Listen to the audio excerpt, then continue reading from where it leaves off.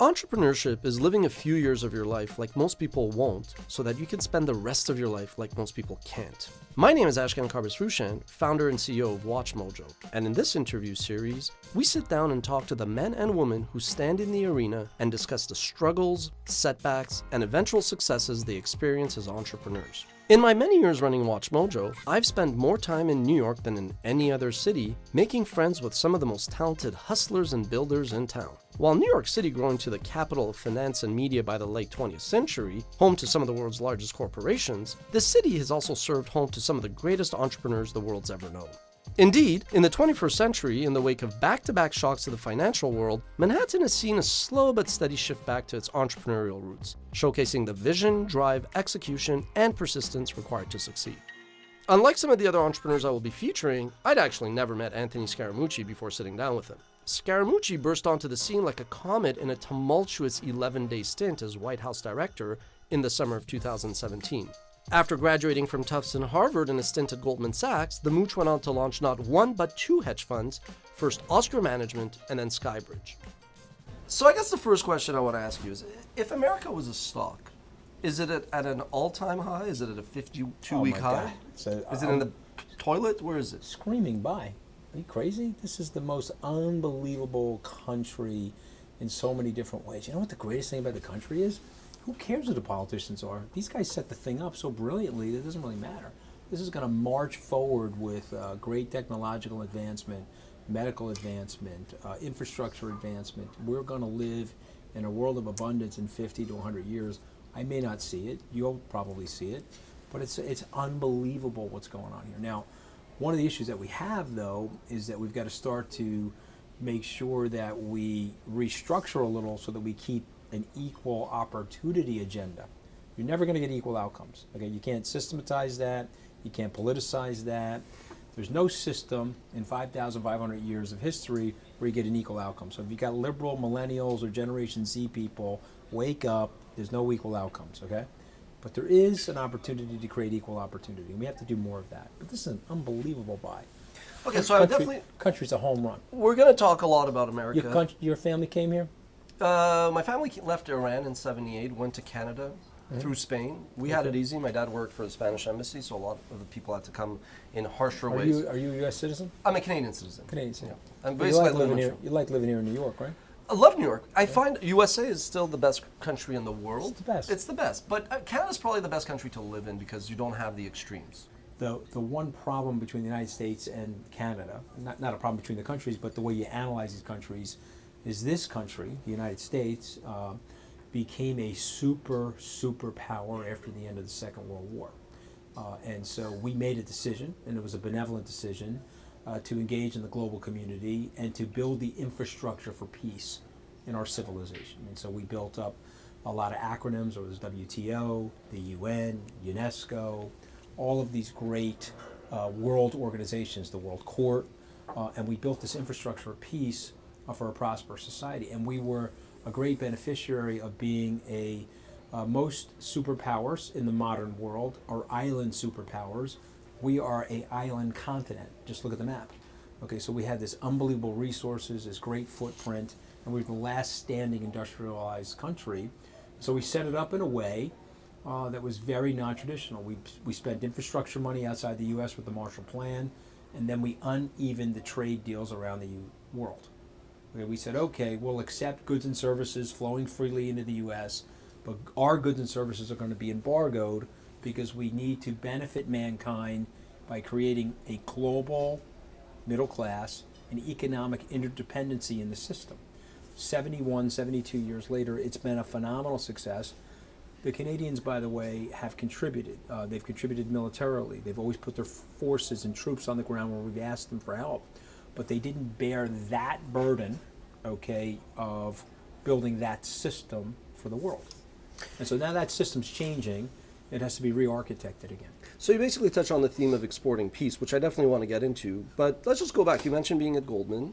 Before that, you were at Harvard, and you've been at the White House. Those are three of the top institutions. What's the one trait you think that you need to get into those organizations? Well, the top institution that I came from was a mental institution. It was 72 Webster Avenue. Okay, that was the house that I grew up in and my parents still live in. Okay, that was the top institution. Okay, I beat every one of those houses and every one of those schools. Okay, but what's the question? What's the one trait, skill set, the one thing you need to get into those? Like, is it intelligence? Is it persistence? Is it luck? Is it you got to know the right people? Hey, let me tell you something. You know, I can give you all the cliches in the world. You got to go forward, man. You got to go forward. My life is so improbable, and so many weird twists and turns have happened to me. But let me tell you something. When I hit the ground, you got to make a decision. You made out of china, you made out of glass, or you a rubber ball. Me, I'm a rubber super ball. I'm gonna hit the ground. Don't expect me to stay on the ground too long. Okay, so that's the number one thing. It's not what happens to you in life, Ash. It's what you do with what happens to you in life. Okay, so I'm getting bounced from the White House. I'm fired. I'm humiliated. 45 major newspapers, nonstop repetition on all the news media. You know, it was brutal. But I said a few curse words. I was caught on a recorded phone line by a nefarious reporter. And so Kelly used that to fire me. That's cool. It's his right. I never complained about it. Talked very well about him. But I'm walking out now. It's a week later. I'm on the 4th Street or 3rd Street Promenade in Santa Monica. My 25-year-old son, who worked for Google, is now with Peter Diamandis, is going to Stanford Business School in September. He's got his arm around me. And he says, "Hey, Pops, are you okay? Pops, are you okay?" I said, "AJ, not only am I okay, watch what I do with this. It's going to be a learning lesson for you that no matter what happens, okay, they want to roll me in broken glass. They want to say mean and nasty things about me. Who cares? I don't have cancer. I'm living an unbelievable life." Read Viktor Frankl's book, Man and the Search for Meaning of Life. This guy had to walk out of concentration camp. They took the fillings out of his teeth. And he came to the United States and built himself up from nothing. And so refresh your attitude, refresh your optimism, refresh your passion in your life, and don't take it too seriously. You know, Mel Brooks has an amazing line. You want to hear it? Relax, Ash. None of us are getting out of here alive. Okay, ever hear that line before? Of course, yeah. Okay, that's it. Run it that way. I wanted to know a little bit more about that famous interview he referred to. I wondered if there was something subconscious going on. You mentioned the nefarious journalist and that. Was that a cry for help? Did you want out because once you got in, you realized just how cancerous the vibe was? It's interesting. A lot of people said that to me, that was a cry for help. That was actually the very opposite of a cry for help. That was me. Somebody said to me the other day that I'm politically naive. I was like, that's completely wrong. I'm politically naive to the 10th power. I'm exponentially politically naive. Okay? I picked up the phone. This was Frank Liz's son. He knew my father for 50 years. He grew up in the same neighborhood as me. He was an Italian kid. I picked the phone to call him to ask him, how did the private dinner get leaked?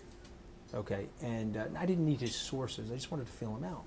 And we were joking on the phone with each other. You can listen to the tape. He wrote it up like I was like some kind of unhinged lunatic and blah, blah, blah. I mean, all this nonsense. Listen to the tape. He recorded it. We flushed out the tape. Chris Cuomo looked at him and said, "Dude, it's not what you wrote.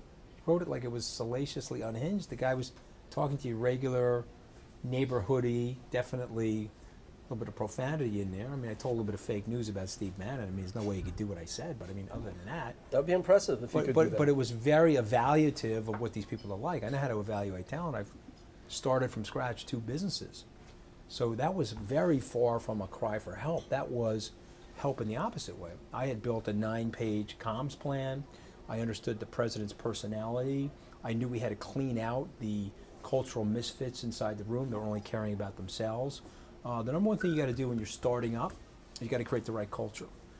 And what Priebus did is he created the absolute wrong culture. He was a very paranoid guy, very, very insecure. And the way you get power in life, Ash, is you got to give it away. It's the only way you can get power. Okay, I ran Skybridge, I hosted Wall Street Week, I ran the SALT conference, I had a podcast, I was on the president's executive transition team, and I was fundraising for the president, and I was one of his top media surrogates during the transition. There's no way you can do all those things. You got to delegate, give power away, and you got to hold people accountable for it, and you got to have enough self-confidence that the people around you are not going to bag you. Right? If you've got insecurity in your personality, and you're underconfident, it always equals paranoia and backstabbing. So that's a human equation of psychology you can take to the bank. So if you're running a company and you're listening to this program, identify the people that are backstabbing each other in your room, get him in a closet, get him in a conference room and say, okay, listen, you're a backstabber and you're a little paranoid. Can you calm yourself down? If you cannot calm yourself down, I got to get rid of you. But you know what? You're very talented. And Priebus is actually a very organized guy, disciplined guy. I thought he did a good job at the RNC. I liked him. I thought he was a friend of mine until he started his sinister, slithering nonsense that they do in the swamp. Once he brought up Priebus, I had to ask about the stare down, that famous photo. Now, there's that picture of you and him standing. Yeah, the Wall Street Journal took that picture. The cowboy shot. What the cowboy shot? What's going through your mind and what's going through his mind in that moment? Well, you know, I've looked at the picture. That was an accidental picture. I was really trying to figure out at that moment if there was some move on the Rubik's Cube where I could get the patterns to line up properly and him and I could figure out a way to get along. But he was leaking on me. It's like so funny. I mean, like these guys, they didn't want me in the job. So they were blasting me the night before. The president puts me in the job.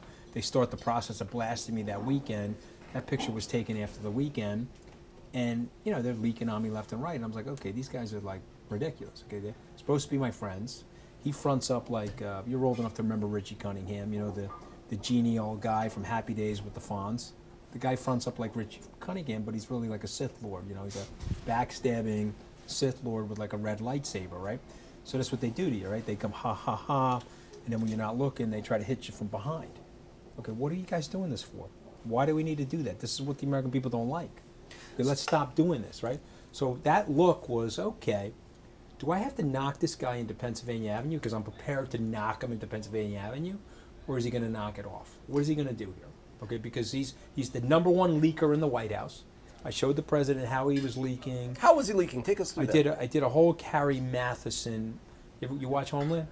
No. Okay, but your friends do. So what happens is she's looking at the terrorists and she's analyzing. She's got the big. You assume I watched that because I'm from Iran? No, I'm kidding. Go on. Well, I'm kidding. I don't know, you probably should watch it because you're from Iran, right? That's probably going to be a bad moment for me now, right? That was probably politically incorrect. It's all good. All right, but I showed. So when he would use the president's name, he would leak through the Washington Examiner. He would say Trump hates Ash.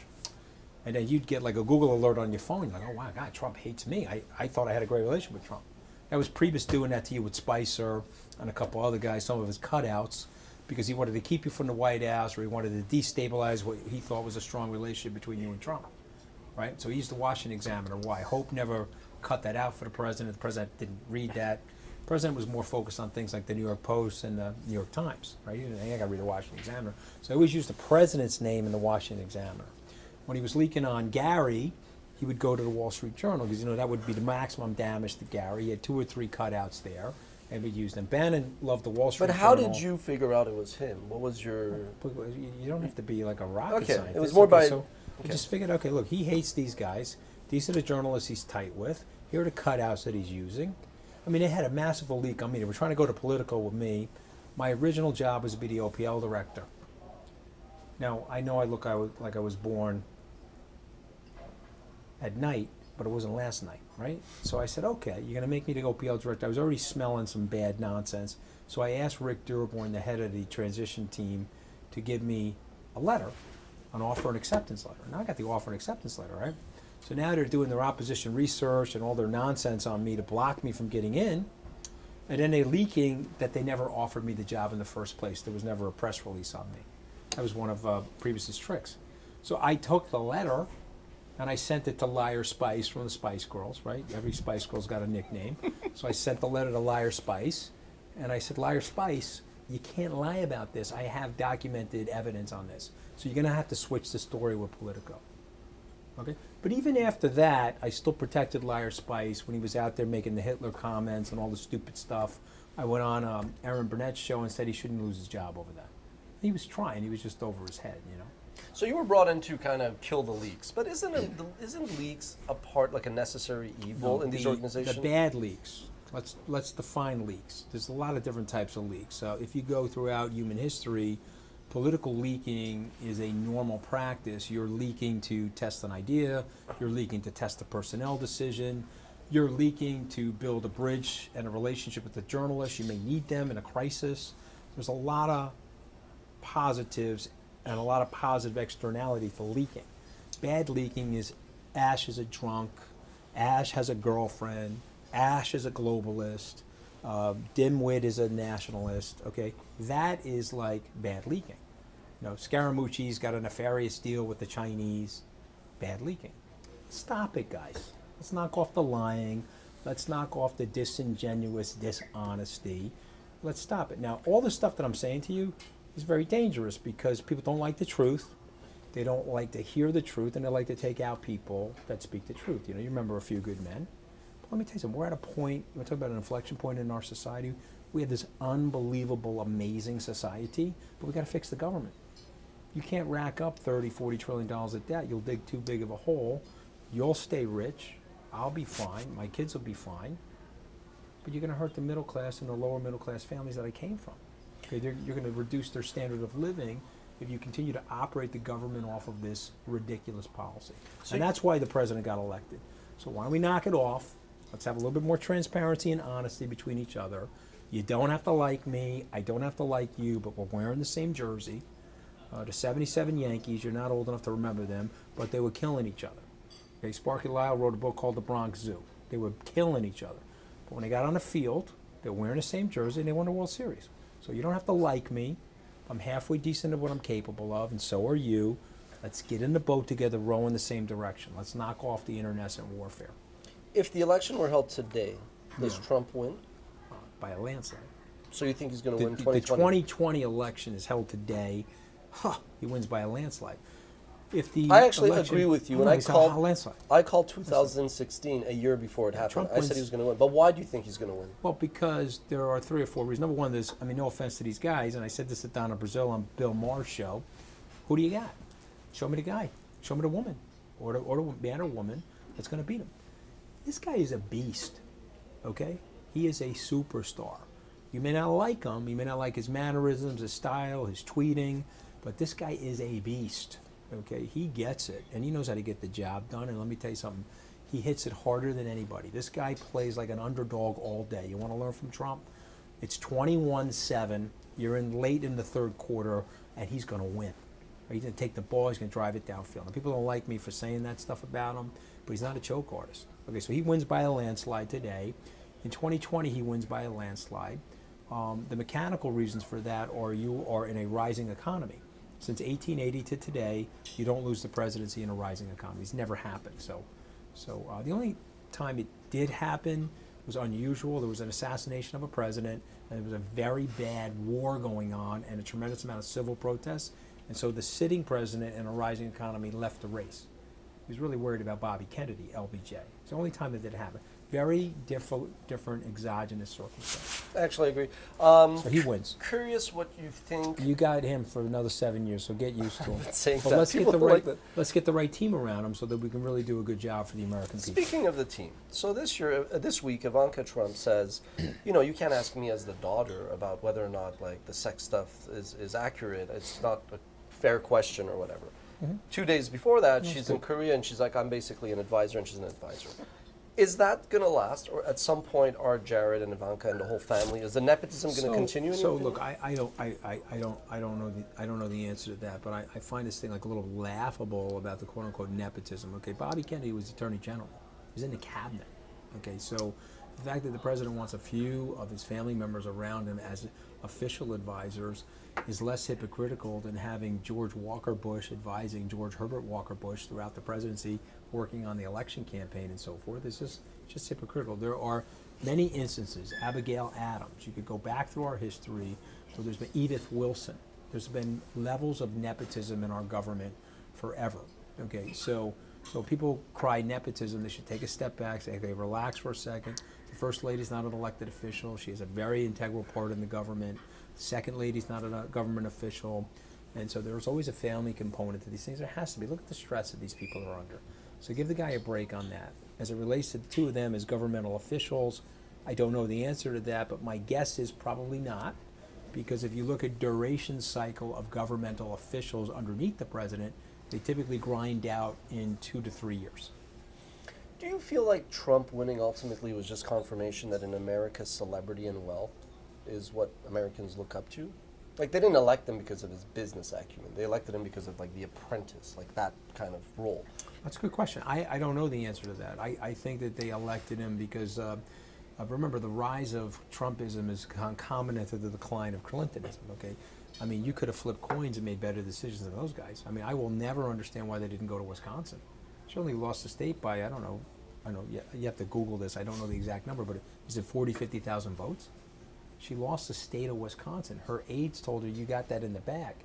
But let me submit to you, if you got the Speaker of the House as a Republican from Wisconsin, and you got Governor Scott Walker that's won 3 elections in 4 years in Wisconsin, don't you think you should show up? Her decline or her terrible candidacy, and by the way, I like her as a person. You'll never hear me say anything bad about her. I'm just analyzing the strategy of the campaign. They outspent us and they manned us, or womaned us, and they still beat them. We still beat them. So to me, I think Trump won for a number of different factors.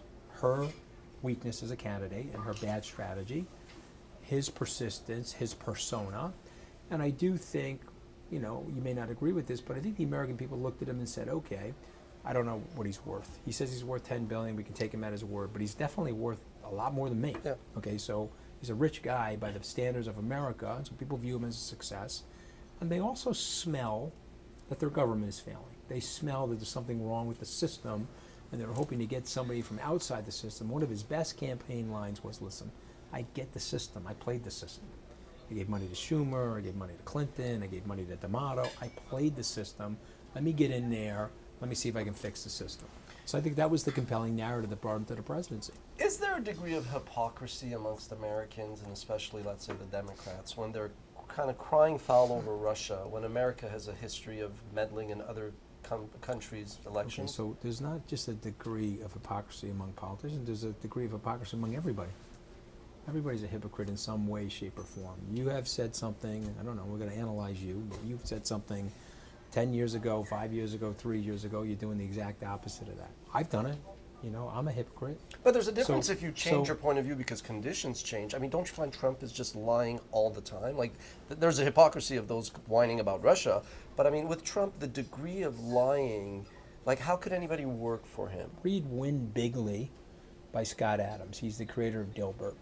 And so he has a very interesting take on Trump's persuasion skills. He has a very interesting take on Trump's vernacular, okay? He's a showman, and so he's a storyteller. And so he mixes in the story some levels of fabrication.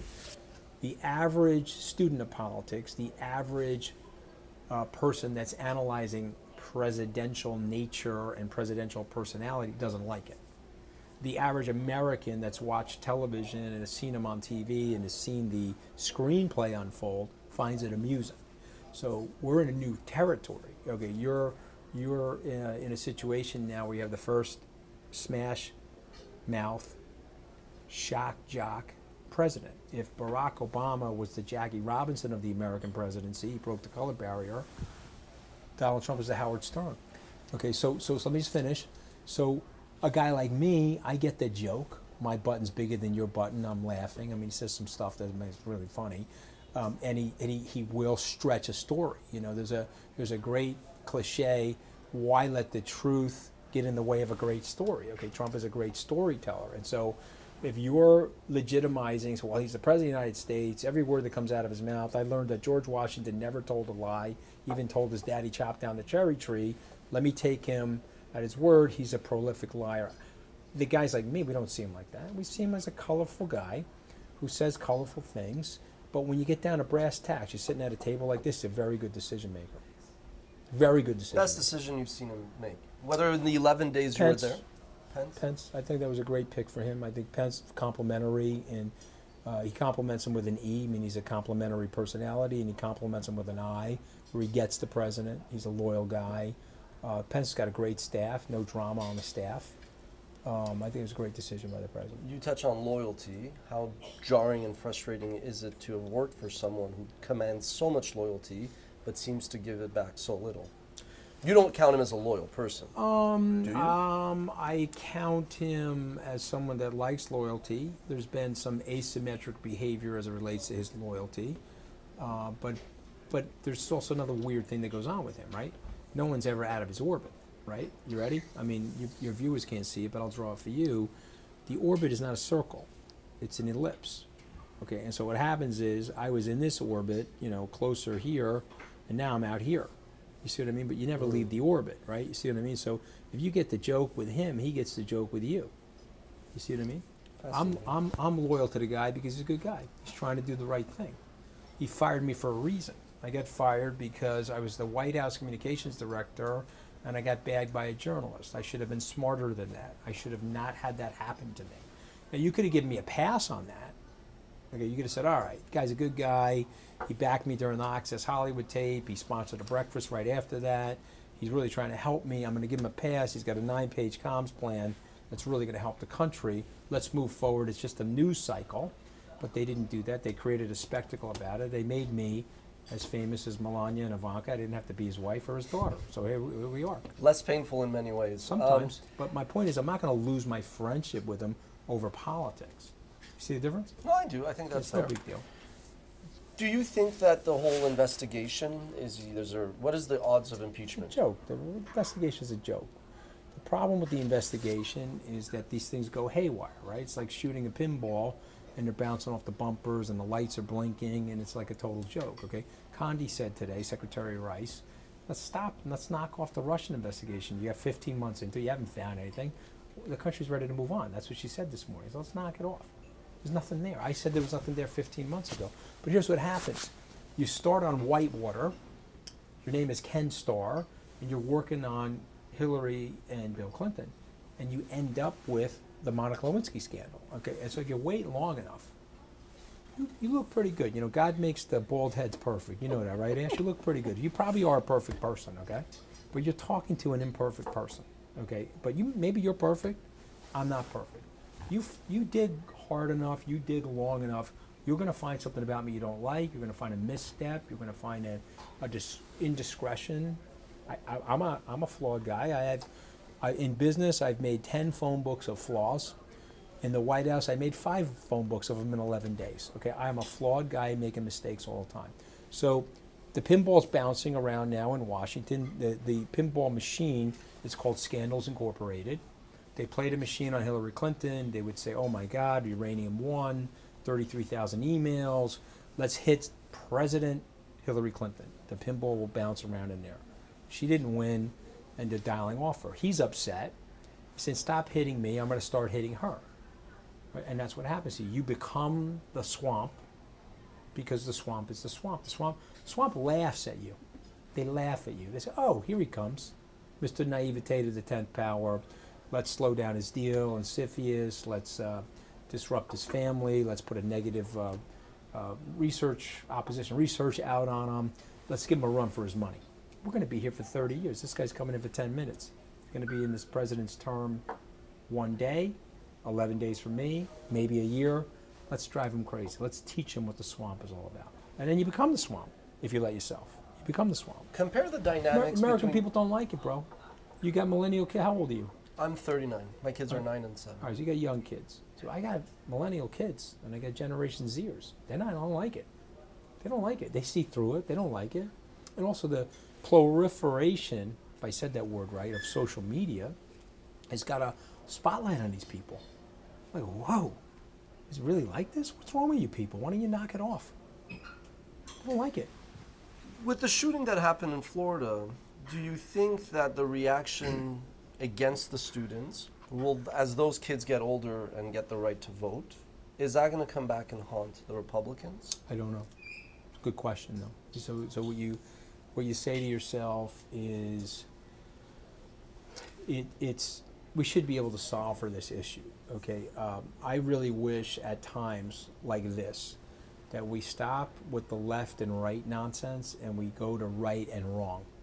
Okay, and so right or wrong is a post-partisan analytics.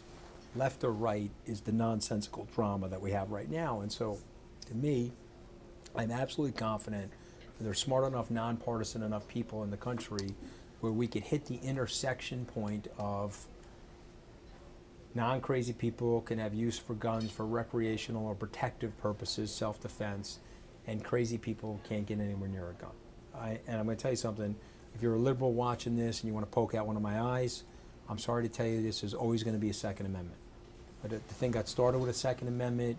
It had to do with what the British forces did in New Hampshire and Massachusetts by taking the garrison's munitions away, and it paralyzed those people. There was no representation on taxation, and they took their guns and munitions away, and so then they could be oppressed. And so they understood intuitively that you needed to have the ability to arm yourself, to protect yourself, not only against enemies, but potential governmental oppression. It's been steeped in the culture of the United States. That tea bag is in the culture of the United States for 242 years, 43 years. It's not going away. And so you may not like it, but you're not going to regulate or litigate or legislate the guns out of existence in the United States. What you have to do is you got to tighten the background checks, you got to reduce the magazines, you got to reduce the impact of the bullets, so at least the volume of the bullets out there that are super harmful or less harmful. You got to set up devices. You know, you're a technologist. There's great devices we can put in these schools. You should not arm these teachers. That's crazy. That's a really bad idea. I would tell the president if I was sitting next to him, I'd say, well, let's relax on arming the teachers. I know you're on missile lock with arming the teachers, but don't arm the teachers because the gun is going to go off when you least expect it, and you don't want it. And if you've got 45, 50,000 schools, or whatever the number is, I don't know the number, but you've had 1,400 people die since Columbine. Let's say you got 100,000 schools. I don't want 100,000 schools, many of which are very safe, to statistically have an increase in the potential acts of violence as a result of exposure to arms. So we can figure that out. We're smart. We can figure that out, but we got to figure it out in a right or wrong way as opposed to left or right. And everybody at the table's got to be unhappy. The left's got to be unhappy because there's some freedom around the guns, and the right's got to be unhappy because we can't put an orange ball size blowout into an innocent kid's body. I'm sorry. Okay, that's not what we should be doing to people. Okay, a nut gets a gun and they shoot an orange ball size hole in your son's body. I don't want that. Okay, I got 5 kids. Let's knock that off. Okay, we should be able to solve that. Why is it that after this most recent shooting there seems to be a little bit of traction, but why is it also that there's never any action in the end and we just forget and move on? Because that's what they do to you. They grind you down. They slow roll you. The move in the swamp is the slow roll move. Want to hear the slow roll move? Okay, you know, there's heat right now, but in 2 days the news cycle will be over. You know, there's a great website called Last Week's News, or Last Week News from 2 weeks ago. And like you go on that website and you oh wow, yeah, that was a catastrophe 2 weeks ago. But now we're here 2 weeks later, we don't even thinking about that. There's another catastrophe. So they grind you, they slow roll you. And so that's the question you asked me about the kids. I don't know the answer. Those kids are really that fired up, and they are that persistent, and they can create a movement on March 24th that galvanizes the youth. The product will change. The product is a politician. The product will change. You want to change the system? Force everybody to vote like they do in Australia. All of a sudden the product has to become less extreme. If I only like bitter coffee and you only like super sweet coffee, okay, but now I can only serve one coffee to both sides, the coffee's going to be a little bitter and a little sweet. It's not going to be one side and the other side. You make everybody vote, you liquidate and dilute the product. You see what I mean? And then you have less polemics, you have less of this nonsense that we're dealing with. Compare for me DC with Wall Street, because you have a unique take on this. Yeah, I mean, I said it. I mean, the worst guy, I'm 54. The worst guy, I mean, I got him right in my brain, right here, right inside my melon. The worst guy I've ever met in my life. You want to name names? On Wall Street. I'm not going to name names. They know who they are. Okay? And one of them apologized to me, so I'm over him. But the other guy, I mean, just a terrible human being. He's the Eagle Scout. Okay? He is the pillar of rectitude and ethics in Washington. Wall Street is such a cooler place. Okay, we got tough guys, we got ruthless guys. You're going to poke my eye out for $1. But at the end of the day, we're transacting, right? So here's what I say about Wall Street. Wall Street, there's a game going on, and we're both on the green team. Here's the green, it's money. I'm going to sell you the building. You're looking at the building, you're going to improve the quality of the rent roll, you're going to make money off of me. I'm going to make money off of you because I'm getting a net present value off my current cash flow. We're going to transact. You may take my eyeball out while I'm doing it, and I may hate you when I'm done, but at least we've got some harmony in the transaction. In Washington, there's no green team. These guys are nuts. I got to get closer to the president. This guy may be close to the president. Oh my God, I feel so powerful. I don't want this guy to get any of my power. They take like this little pill, okay? Like it's the Lord Acton pill, okay? They put it in. Power corrupts. Absolute power corrupts absolutely. These people are nuts. That's why the founders put in the fourth estate. That's why the first move I made was to turn the lights on in the press room. You got to have people that are in power held accountable to their power by the fourth estate. You want to protect the country's democracy, you want to protect the country from tyranny, we got to have a relationship with the press. They may not like me, I may not like them, but we can't be declaring war on them. Okay, that's part of the original documents. That's part of the foundation of the country. In our long sit-down session, Anthony and I went on to talk about a number of other things, including General Kelly, how he found out he was being fired, Michael Wolff's fire and fury, as well as Trump's plan, assuming he has one. And if you want to hear all of that, make sure to check out the extended version of this interview. But we're going to jump ahead to Trump's understanding of the paradox of greed. The great economic gift that President Trump has is that he understands the paradox of greed. If I take the entire pizza for myself, I'm going to end up way poorer. Why is that? I'm going to be in a barbed-wired McMansion with security, and my neighbor's going to be starving. If I slice my neighbor into the pie, I'm probably going to be just fine, and they're going to be fine too. Henry Ford was like a terrible dude, apparently a racist, and all these bad things about him, but he understood the economics of the paradox of greed. He said, I'm going to pay my workers enough money so that they can afford the car that they're sitting driving or the car that they're making.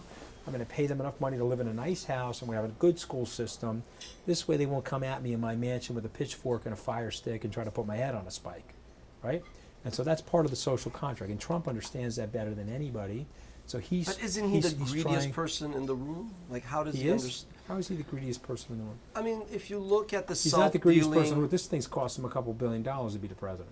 So how has he been the greediest person in the room? I mean, what you read about the self-dealing, like basically foreign governments staying at the Trump Hotel in D.C., like there are things that you would think he would... I don't know the financials at Trump because it's a private enterprise, but I think they're getting demolished. I mean, they're losing a lot of liberal bar mitzvah money at these hotels. Let me put it to you that way. And a lot of people don't go to these hotels anymore. And he just lost Trump Soho. I think he lost Trump Toronto. You can't tell me that he's making money off the president. I'm just not going to believe it. Okay, now we can paint it that way, and we can position him that way. He's getting crushed because he ran for president. Is the Trump family, like the Kennedys, are you going to see Ivanka and Junior running for office? I don't know. You don't know? I don't know. If you had to bet on one of them running or becoming president in the future, which of the three you think is most likely? Well, I wouldn't bet against any of them. They're very articulate on television. They're good-looking people. They've got sound reasoning. They got some life experience now. I mean, it's one thing to be on television with your dad running The Apprentice. It's another thing to be getting flaming arrows shot at you every single day of your life. You know, and you've got 40 to 75,000 Twitter trolls that are lighting up your Twitter feed, and you got, what do they call this thing, shadow banning? I mean, they're all shadow banned on Twitter. You know, you got all this like Stalinistic nonsense going on in these social media companies to slow down conservative thought. So they got the education of their lifetime. So they're well equipped for the job. But, you know, look, I think that has to be a calling. I think that it's, you have to hear, you know, Oprah said it better than anybody. She's like, okay, God, you want me to run for president, man, you better send me a really loud message, and a loud message that I can really hear. And so I think it's got to be a calling. I don't know if they have the calling or not. What's in your future? Well, we have to see what happens with my deal. My deal is before CFIUS for 15 months. It's sort of ridiculous. It's fine. If they approve the deal, I'll sell the deal. I'll go work with the acquired company to help grow that business. I'll probably do more TV, and I'll probably do some teaching. And I'm having a lot of fun. Any politics in your future? I don't have the calling, so I don't see myself running for politics. I think it's sort of funny. I think the reason why I'm getting hit so hard is people see me as a potential political adversary, so they're creaming me, they're taking out my family, they're trying to disfigure me with all this nonsense. But I mean, I wish I could give them a newsflash. The next time I'm going to be in Washington, I'll probably be visiting the Smithsonian. Okay, I have no interest. I think these people are a bunch of jokers. I mean, There'd be only one way I could go into politics. That is if there was a seismic change in our population where people really did want the truth and they really wanted to fix it. They wanted people, and they'd have to be, it couldn't just be me, there'd have to be a legion of me. Say, okay, look, we got to really fix the problem.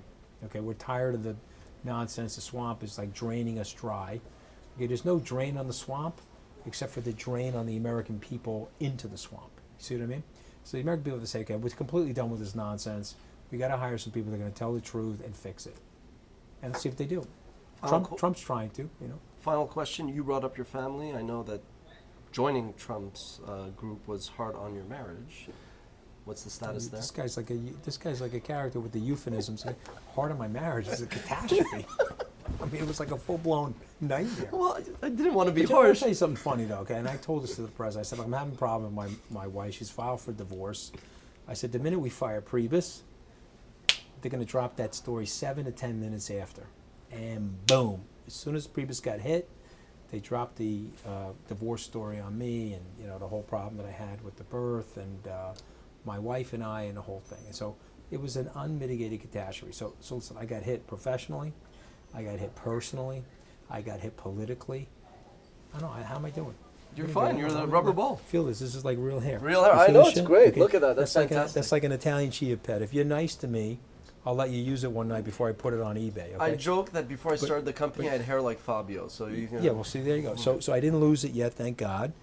Although that's a fantastic dye job, right? That's Latin American dictator brown. Okay, because I was using Cuban leader black on TV, but it looked terrible. So now we're going with Latin American dictator brown. And I'm patched up with my wife. You know, I love my wife, and I think she loves me. And we were fighting like dogs, and we were fighting for a lot of different reasons. Some of them are politically based. And I'm going to tell you something that is very true. And if you got listeners out there or viewers that really want to learn from other people's mistakes or shortcomings, let me tell you one of mine. I got my priorities wrong in 2017. And that's the facts. I oversized my ambition. I oversized those things that are not really as important as things like love of your family and your friends and the commitment to those things that are grounding and solid. And I got my ambition wrong. And it caused the universe to smash me in the mouth. And so I'm up off the canvas. Mouth, not a few teeth are missing. But I love my wife, and I'm committed to her, and I hope I can make it work with her. Fantastic. Great story. Hey, Good luck with everything. Hey, great meeting you.